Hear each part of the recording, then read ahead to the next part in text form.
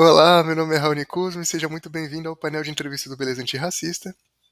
Vamos ter mais uma entrevista aqui fantástica e o Beleza Antirracista é uma iniciativa da Aurolab junto com a Associação Brasileira de Cosmetologia, onde o nosso foco é estimular com que os tomadores de decisão do nosso mercado entendam o antirracismo como vetor de competitividade e não como uma possibilidade de construir narrativas fofas, como muito se faz. E para essa conversa incrível, a gente tem uma pessoa queridíssima e irritantemente competente, que é o Kaique, que eu já vou passar a bola. Meu amigo, conta pra gente quem que é você na fila do pão. Olá, Raoni. Bom, obrigado primeiro por estar nessa entrevista. É uma honra estar aqui falando de uma pauta que realmente permeia muito do que eu sou, do que a gente faz, enfim. É muito legal ver iniciativas como a de vocês pensando nisso e falando sobre isso, né? Eu sou o Kaique, sou founder e CEO da Complete Magazine. A Complete Magazine é a primeira revista digital imersiva da América Latina. Talvez eu tenha falado uma palavra que fique difícil para as pessoas, mas o digital é a conexão entre o físico e o digital. Então, basicamente, a Complete é uma revista na qual tudo que você vê no editorial, no corpo dos modelos, na fotografia, no cenário, no fundo, você consegue ver na sua casa com realidade aumentada pelo seu celular. Então, basicamente, a gente leva o produto daquela marca até a casa das pessoas, criando um acesso, democratizando e fazendo com que as pessoas tenham a sensação de estar ali presente e podendo ter aquele produto de fato em algum sentido na própria casa, no espaço que tiver, enfim. É, sou um jovem empreendedor, meio pirado, eu gosto sempre de falar meio pirado, pisciano, sonhador, e acho que é isso. É, perfeito, gente, acompanhem, viu? De fato é uma boa revolução que estamos vendo aqui e a gente precisa acompanhar, porque de fato é meritoso. Isso é um caminho fantástico que está sendo construído pelo Kaique. Meu amigo, para a gente começar nossa conversa aqui. Primeiro, a gente sempre faz uma pergunta combo aqui, que Kaique, o que que é beleza pra você? Tá? E já engatando, você se sente representado pelo mercado de beleza? Olha, acho que é uma pergunta bem profunda, a primeira. O que que é beleza para mim? Eu acho que beleza ela vai muito além do que a gente consegue ver nas mídias. Eu acho que ela é uma coisa que ela parte de dentro para fora. Acho que muito do que se reflete no externo é aquilo que a gente tem internamente. Então a beleza ela é construída dentro desses conceitos também. Acho que a gente vive numa sociedade com as coisas muito atualizadas. Isso não é um problema, né? Isso é uma coisa muito boa que a tecnologia trouxe para nós, mas ao mesmo tempo a gente tem que tomar muito cuidado também com tudo que a gente vê a todo momento. Acho que a gente vive numa era de infobesidade, informação e obesidade muita, então é muita coisa ao mesmo tempo, e isso acaba deixando a gente um pouco confuso sobre o que, que realmente pode ser essas belezas, né? E a gente acaba tendo ali uma percepção de que talvez um estético, uma feição mais recortada, mais construída, com harmonização facial, tratamentos, enfim, aquilo realmente tenha uma construção de beleza, né, do perfeccionismo, e talvez a beleza ela possa estar muito mais na disrupção ou nesse sentido. Acho que eu vou mais por essa vertente. E se eu me sinto representado, acho que eu já tive momentos de menos representação. Quando eu era criança, na infância, assim, para mim foi muito complexo. Eu venho de uma geração que nativo digital, então cresceu vendo muita televisão, muita malhação, muita coisa assim, e já tive muitas crises estéticas com o meu cabelo, com os meus traços, por ser uma pessoa negra, e isso vem muito do que eu não via como igual dentro das telas, dentro dos jornais, enfim. E hoje eu vejo uma mudança acontecendo muito forte no mercado, principalmente de publicidade, moda e comunicação, mas ao mesmo tempo eu tenho um pouco de receio do quão essa representatividade ainda ela é verdadeira e não só construída dentro de um cenário. Isso me coloca sempre a observar se aquela modelo negro, aquele modelo negro realmente está sendo bem recompensado num editorial que está fazendo, ou se simplesmente ele não está ganhando nada e depois que foi construída toda aquela imagem dele bonito com um vestido caríssimo, se ele não está voltando para a periferia, sabe? Então, até que ponto essas narrativas construídas elas realmente trazem uma representatividade mais profunda e não algo que simplesmente comece a enganar a gente e falar, olha, tô colocando aqui na capa modelos negros, tá bom já, né? A gente não precisa mudar a raiz desse problema, né? Que vem muito do racismo estrutural. Então, eu acho que é mais sobre ver pessoas negras em posição de comando, realmente, de tomadores de decisão, do que só em construções imagéticas e narrativas momentâneas. Isso que você falou é muito legal, porque é uma coisa que de fato a gente precisa parar de glorificar o mínimo, né? Tá na capa. Desculpa. É o Deus F que não Exatamente. pode se falar ao vivo, mas é o mínimo. E aí, meu amigo, eu queria te fazer uma pergunta. Eu sou muito fã da Complete, né? E acompanho vocês há um tempo. E vocês fazem uma interação, uma intersecção muito interessante com os temas de beleza, moda, cultura e arte. E aí eu queria ouvir um pouquinho de você o seguinte, assim. E você tocou num ponto que eu achei muito legal, que vai para além da estética, né? Hoje você acha que é interessante a gente compreender a beleza para além do universo estético? Compreendendo as suas interações e seus afetos gerados por uma dinâmica de comportamento, de arte, cultura e principalmente moda, porque a gente está falando numa relação de construção de identidade, né? E de manifestação de uma essência que é genuína, né? E não dá para a gente pensar simplesmente nos fragmentos, né? Cosmético, né? É uma coisa. Se constrói algo, moda se constrói algo totalmente diferente. Então, queria ouvir um pouquinho de você dessa complementaridade e principalmente da importância da gente compreender essa complementaridade para a gente falar de identidade. Com certeza a gente precisa pensar para além disso, né, do que está sendo colocado. Eu falo que na Complete a gente trabalha muito com o processo criativo. O processo criativo, você precisa buscar essas referências, você precisa viver. Eu brinco com a Adela, que é a nossa editora de moda, e também nossa diretora criativa na Complete. Tem vezes que ela fala que está meio travada na criação das coisas que a gente está fazendo, fala, então vai viver. Respira, para um pouco, vai ver um filme, vai ver uma série, escuta uma música, sai na rua, sabe? Porque muito do que a gente vê no externo acabam sendo coisas que a gente vai trazer para o interno e para aquilo que a gente está construindo, sabe? Então, olhando por essa vertente, né, a gente começa a compreender de que quanto mais referências a gente vai buscando, mais a gente vai construindo nossa própria estética e, consequentemente, nossa própria beleza, sabe? Acho que é meio impossível a gente pensar sobre beleza sem pensar em arte, sem pensar em música, sem pensar em moda, e sem pensar em todas as outras coisas que a remetem, né? E para além disso, a gente precisa começar a observar de que talvez esses sejam os outros campos. E que não simplesmente fazer um editorial de beleza ou pensar em algum produto de beleza, porque aquele produto vai fazer bem para a pele ou algo do tipo. Não, isso é ótimo também. Todo mundo tem que passar protetor solar, gente. Aquecimento global acabando com o mundo, entendeu? Vários raios UVs aí atingindo nossa pele a todo momento, mas não é só sobre utilizar porque vai te fazer bem, mas também utilizar sabendo que aquilo vai te ajudar na construção do que você é. Então, eu acho que quando a gente começa a pensar nesse sentido, a gente vai para além do que o efeito daquele produto e entende que ele começa a fazer parte da nossa vida. Então, eu dou o exemplo de que tem dias que eu estou extremamente estressado, como jovem empreendedor, que sou. O Raoni também deve ter esses dias meio Sente. pirados assim, e eu falo que nesses dias o que me salva é um banho quente. E ficar no banho, relaxando, passando um óleo no corpo. Eu sei que aquilo vai fazer bem, mas eu sei que aquilo vai me fazer mais bem ainda energeticamente, emocionalmente, sabe?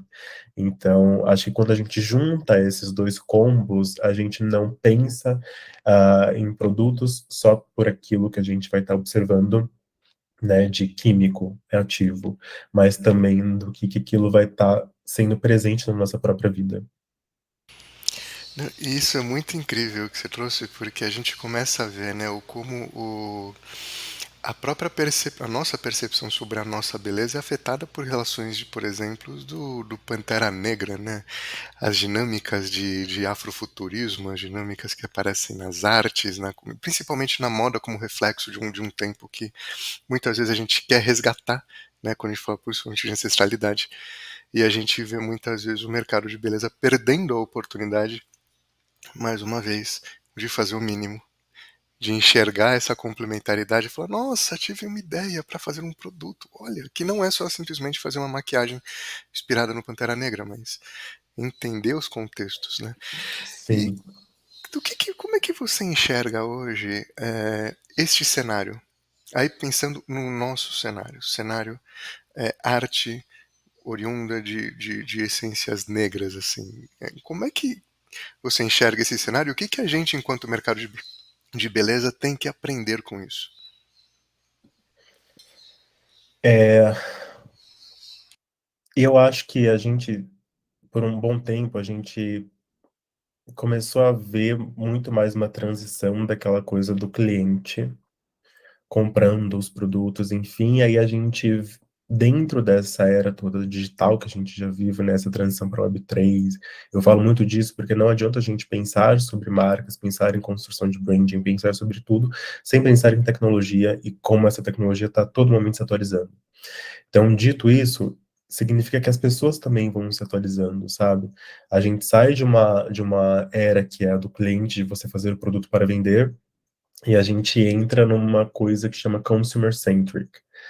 E aí, nessa geração do consumer centric, eu acho que é bem interessante o que a gente já está mudando de paradigmas dessa construção, mas eu viso uma coisa, não só na Complete, mas o que eu vejo que as marcas que mais acabam se desenvolvendo muito mais rápido são aquelas que já estão focando no people centric, que é basicamente você falar das pessoas e dessa construção da narrativa da vida das pessoas, né? Independente de gênero, raça, cor, idade, independente de tudo, são simplesmente vidas e você entender que as pessoas vão mudando e conforme elas vão mudando, os gostos delas também vão mudando, os que elas precisam também acabam mudando, sabe? E você ter um produto que ele consiga ir se adaptando organicamente a isso, entendendo realmente que a gente vive em fases, né? A nossa vida ela é pautada em fases. Então, se você consegue construir uma marca que ela tem uma longevidade a partir disso, que ela consiga acompanhar a vida das pessoas não só pensando em vender o produto, mas sim pensando em fazer parte, construindo ali uma conexão real, eu acho que essas marcas vão acabar tendo diretrizes muito mais movimentantes do que outras coisas, sabe? É, eu acho que a gente vive também numa questão muito forte com o empoderamento racial, mas é uma coisa que a gente começou a ver isso recentemente, porque até então tava ok, por exemplo, na novela toda protagonista ser branca. Até hoje, parece que tá ok a gente passar no Higienópolis, por exemplo, e ainda existir apartamentos. Eu dou esse exemplo porque eu estou buscando um apartamento novo para mudar, mas existem apartamentos com quartos de empregada. Isso para mim é um grande gap existente na arquitetura. Como é que você projeta algo, você constrói algo, já pensando naquela posição de subordinado que aquela pessoa, que provavelmente será negra, vai ter com aquela família, sabe? E as pessoas acham muito normal isso, de ter um quarto de empregado. Então significa que a empregada ela precisa sair da casa dela, passar a semana inteira na casa da pessoa, do patrão, dar a vida para o patrão, enfim, e depois, no final de semana, ela volta para casa dela, sabe? Então, ah, que diferença é essa que a gente vive e por que que as pessoas ainda consideram uma coisa normal, sabe? Então, acho que não tem como a gente entrar muito a fundo nessas pautas sem falar do racismo estrutural, sem falar de tudo isso que nos permeia a todo momento, porque é extremamente complexo e não é uma coisa que, assim, a gente vai mudar só simplesmente pedindo para Globo colocar a atriz negra na novela. É para além disso, sabe? Precisa ser na vida real também. É, eu achava incrível, eu vou continuar falando das revistas, né, porque acaba sendo o meu meio de atuação, mas eu achava incrível quando as revistas começaram, né, a partir de 2013, mais ou menos essa coisa de fazer mais inserções negras, né, nas capas. Teve um caso da Thais Araújo, que ela estava fazendo um movimento nas revistas de moda no Brasil, e aí a Thais Araújo começou a falar assim, olha, vocês estão querendo me colocar na capa, mas eu chego na redação de vocês, não tem uma profissional negra, e quando tem, basicamente, é a moça que é a secretária, ou então, tipo, da limpeza, sabe? E como é que você tem pautas sendo escritas para pessoas negras por pessoas brancas, enfim, eu acho que rola uma desconexão muito grande desses fatos e não traz uma verdadeira construção assim, do que está querendo ser passado, sabe? E eu acho que fica simplesmente uma pauta vazia e não uma coisa que traga para a realidade que realmente mude a raiz daquilo tudo que a gente está vendo. Eu respondi certo, eu sou meio Ai, prolixo, você viu, né? Eu vou perfeito! longe. Não, tá ótimo. E você trouxe uma coisa que eu acho que é muito importante, né? Que de fato as empresas elas espelham o racismo estrutural que existe no Brasil, porque elas fazem parte do país, né? E quando a gente começa, e você falou esse lance do quadro empregado, eu achei muito interessante, porque não é tão, claro, nas suas devidas proporções. Eu até vou corrigir para não, para de fato não ser injusto, mas é algo que também nas suas devidas proporções, a gente vê no dia a dia das empresas quando a gente não vê, né? A gente enxerga 50, isso dados de mercado, isso dados abertos, né? 56%, basicamente, né, a proporção da sociedade brasileira de negros trainees. Isso cai para acho que 4 gerência, 2 diretoria, um grupos de C-level e temos aí 0,5% de presidentes negros em empresas também, ou seja, tem alguma coisa de errado no reino da Faria Lima, né? Tem alguma coisa muito de errado que se reflete no dia a dia das empresas também. E quando a gente fala disso que você comentou que eu acho muito importante, precisa ir além, né? Não faz sentido uma empresa levantar uma bandeirinha assim da porta para dentro. Ela não faz o mínimo, né? E aí eu queria muito ouvir de você, até por essa dinâmica que você tem de trabalhar com diversos mercados e formas de pensar, eu acho muito bacana. Como é que você enxerga o cenário, não vou dizer o cenário, mas a maturidade, né, dos tomadores de decisão barra pessoas que você prospecta e às vezes a gente apoia muito para prospectar em relação ao tema do antirracismo? Porque uma das coisas que eu vejo muito, né, a gente se empodera na moda, sai aquilo que deveria explodir tem um ápice, uma queda muito grande e aquilo vira quase um nicho quase exótico.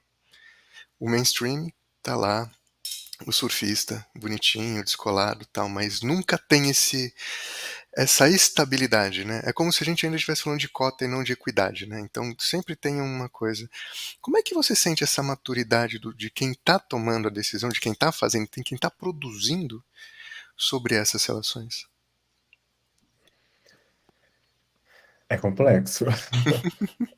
É complexo porque eu cito casos de que eu já tive clientes que a gente traz uma ideia de uma campanha, por exemplo, e aí a cliente ela fala que talvez a modelo negra não tenha tão fit com a identidade da marca. Isso pra gente dói num ponto muito interno, né, de representação mesmo, enfim, mas o que me traz um questionamento de, então, qual que é o fit da marca? O que que é esse DNA da marca? Sabe? Não é para pessoas, não é para mulheres, enfim, é só para mulheres brancas. Então, e aí me faz também refletir sobre qual que é esse ecossistema que essa pessoa vive, sabe? Então, eu fico pensando que talvez a pessoa que seja esse tomador de decisão dentro da marca pense nisso porque ela está tão acostumada a ver só pessoas brancas utilizando aquela marca que ela acha que talvez não existam pessoas negras suficientes para comprar aquele produto, ou que as pessoas negras não tenham capital suficiente para comprar aquele produto. Então, realmente a gente precisa trocar algumas coisas ali infelizmente ainda é um processo muito de educar sobre tudo isso, sobre diversidade, sobre inclusão, sobre que não é lindo, maravilhoso você colocar modelos né, no editorial inteiro, bem fashionista, enfim, a gente gosta bastante dessa estética, mas será que é só isso? Será que todo desfile precisa ser só com modelos magras e altas e, sabe? Em nenhum momento eu estou desqualificando elas, mas por que não fazer um mix? Por que não juntar todas essas coisas e fazer uma proporção que seja uma balança, entende? Então, às vezes, muito do que eu brinco até com alguns designers que a gente tem mais contato, né, que são designers de moda ali, eu falo assim que, tipo, se você está no seu processo criativo, criando uma coleção, e aí na apresentação final dessa coleção, que é o seu grande desfile, você só colocou pessoas brancas, magras e altas, significa que no seu processo criativo talvez tenha sido um pouco desvirtuado daquilo que é para ser uma outra Perfeito. coisa, sabe? Então é muito do que a gente vai pensando lá atrás, sabe? Por isso que eu falo que esse processo ele tem que ser muito de educar realmente, não que seja uma culpa interna do designer que ele sentou e falou assim, vou fazer só para pessoas brancas. Não, não é isso. Mas talvez no imaginário dele ele não tenha referências negras. E aí quando ele cria aquilo, ele nem percebe até que alguém fale. E é justamente sobre isso, sabe? É justamente sobre a gente estar numa posição que a gente precisa falar. Por mais que as pessoas, assim, possam não gostar, levar para o pessoal, obviamente que você não vai falar de uma forma incisiva, mas é questionar. Questionar, sabe? Muitas das entrevistas que a gente faz na Complete, a gente sempre pergunta do processo criativo, da onde que a pessoa busca as referências, e é muito bom ver, por exemplo, a gente fez uma pauta agora com os meninos da Tom, que é a Terror of Nothing, é uma marca de BH, eles têm uma pegada muito forte com o digital, eles já fazem realidade aumentada, eles fizeram uma coleção agora que foi desfilada em Fashion Film no BRFW, que é a primeira semana de moda imersiva da América Latina, incrível, na Olivia Melchior, e quando a gente fez a entrevista com o Iago, que é um dos diretores criativos, ele começou a falar das referências que ele busca, e assim, acho que 99,9% das referências dele são pretas, entendeu? E você consegue enxergar isso na marca, sabe? Então, é muito bom ver que essa mudança está acontecendo, mas será que essa mudança ela vai vir só das marcas novas? Por que que as que já estão no mercado não se atualizam? E aí que eu brinco que parece que existe muito um medo da mudança. E esse medo da mudança ele não vem só nessas pautas que são políticas sociais de equidade. Ele vem muito do medo do desconhecido.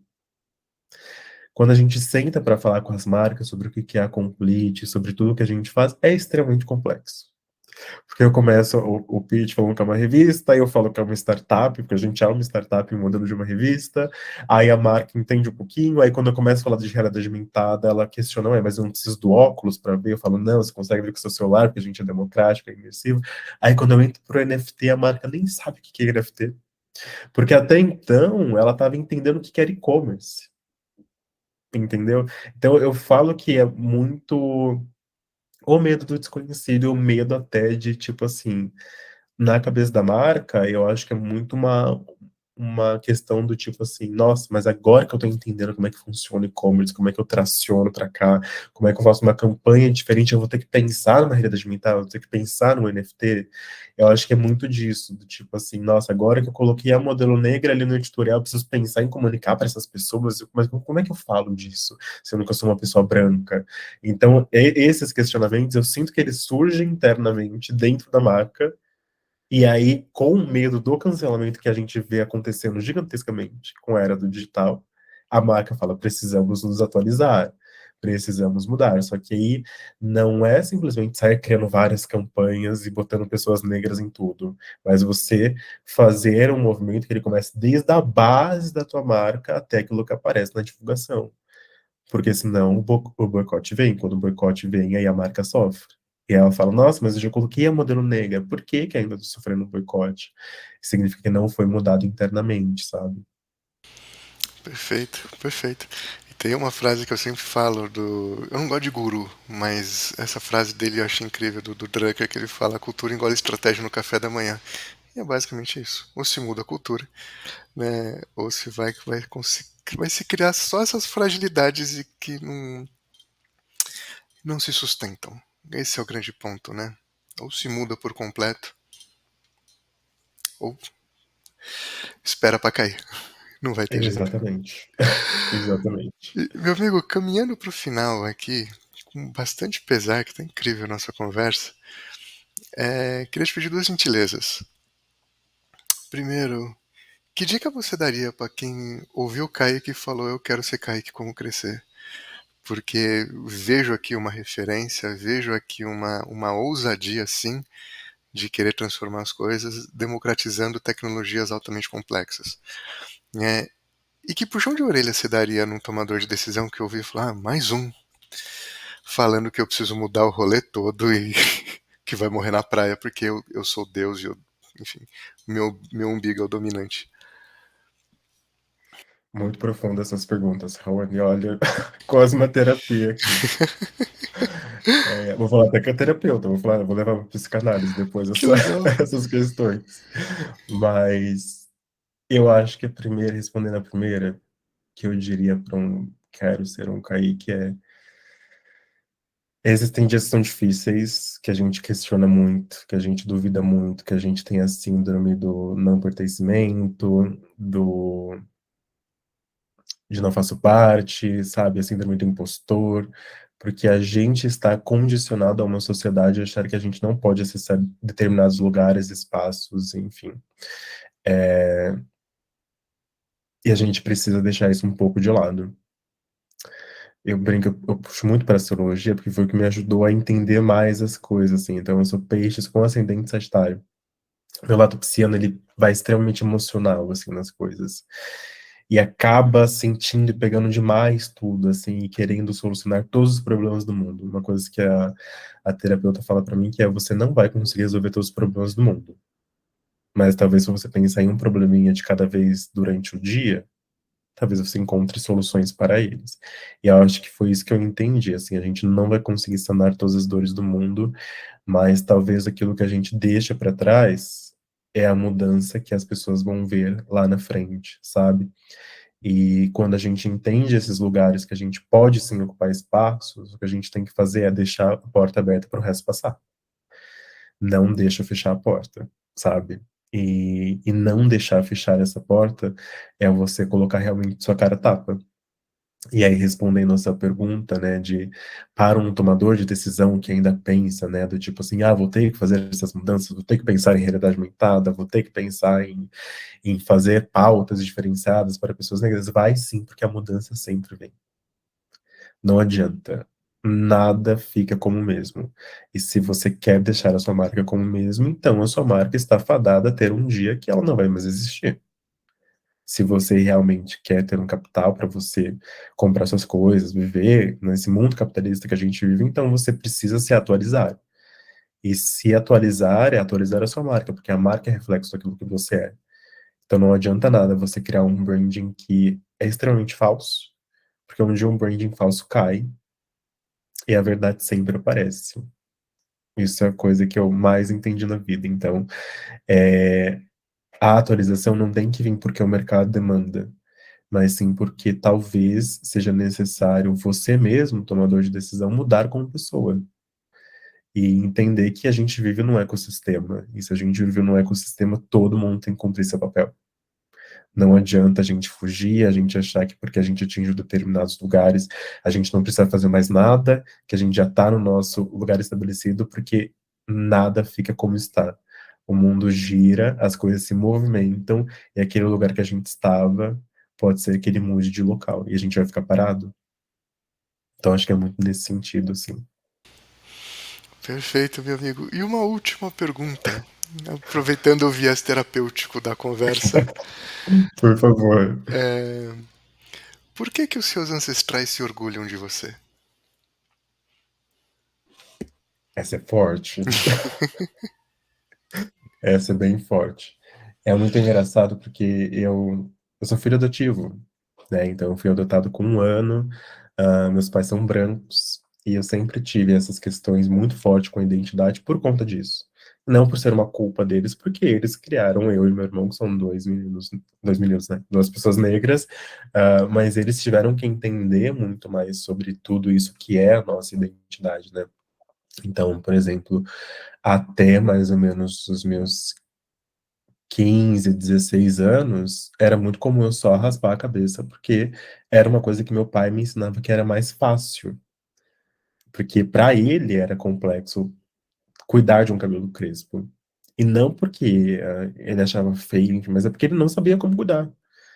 E não é culpa deles, assim. Hoje eu entendo que não é culpa, porque realmente é toda uma construção social em cima disso, sabe? E aí, quando eu deixei o cabelo crescer, foi muito mais uma coisa de falar, agora eu cuido de mim, agora eu me entendo como isso. E eles hoje falam que é lindo, que, enfim. Aí, quando eu falo que eu vou cortar, minha mãe fala, não, mas pra quê? Sabe? É uma coisa meio nesse sentido, assim. Então, eu cresci muito buscando essas referências. É, eu falo que o maior exemplo que eu tive disso, que foi um tapão na minha cara, foi quando eu tinha acabado de terminar o curso de design de moda e eu fui fazer um apply para Central St. Martins, que é um college, do London College of Fashion, em Londres. E aí, para fazer o apply para eles, tem que fazer um portfólio gigantesco do seu processo criativo, enfim. Aí eu fui fazer um curso com um cara que trabalha só o processo criativo. E aí no curso você faz vários desenhos, vários sketches, monta uma coleção inteira para você mandar para o pessoal da Central Saint Martins para entrar e para conseguir fazer um curso lá, né? Eles são bem rígidos assim. É, e aí, nesse processo criativo, eu lembro que ele me passou um exercício que eu tinha que desenhar 10 rostos do nada. Só pegar um lápis, folha e desenhar. E eu só desenhei rostos brancos.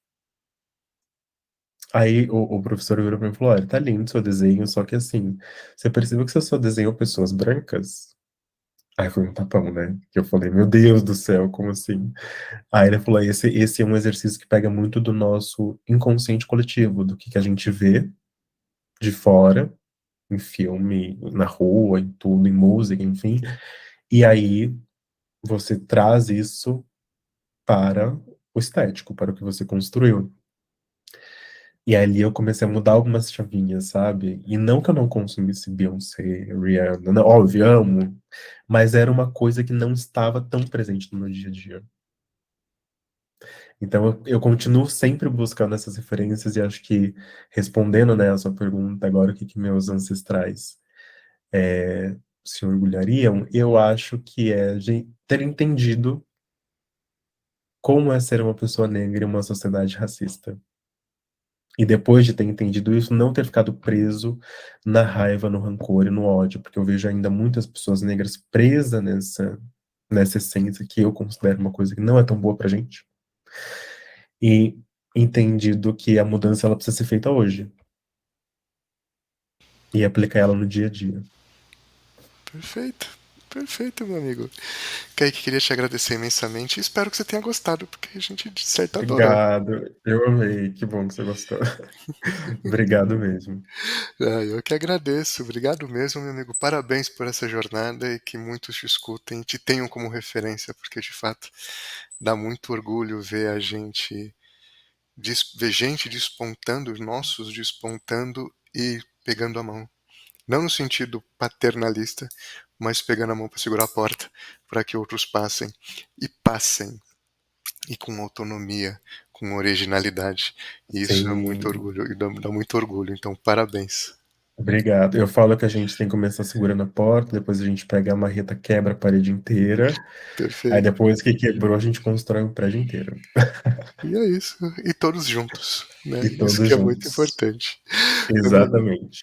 muito obrigado, viu? Obrigado mesmo por essa entrevista incrível e obrigado a você também que ficou até o final dessa entrevista e muito em breve mais entrevistas incríveis para vocês. Até já!